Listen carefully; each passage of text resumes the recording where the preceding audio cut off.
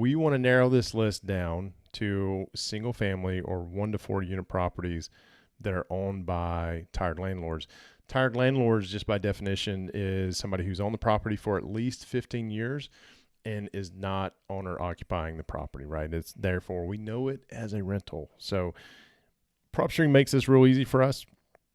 We're going to choose tired landlords. They got a real easy button. And then we're going to start filter stacking here. We're going to make sure we're looking at residential, specifically single family, multifamily 2 to 4. And as I'm choosing these filters, you're going to see this button or this number change, right? And this is how many records are still available with the criteria that we've used. We always exclude HOAs. We always exclude properties with a pool.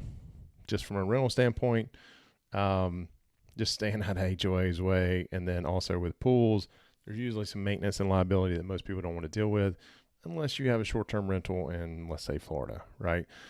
We're talking about long-term today. MLS, we're going to choose off-market. And then the last thing that we're going to choose, notice I skipped over owner occupy. We don't have to choose that because when we choose the tired landlord button, it automatically filters that in. We can choose it here if we want. This number should not change, right? And then owner type individual. Reason being, we like mom and pops. Mom and pops are a lot easier to get in front of versus corporations or a trust or a mix of both. And so we want to know who the individuals are. So as I said at the top of the video, there are over 1,200 properties in PropStream that hit that criteria. So, and here they are, right? We're just going to browse through and look at a couple of them.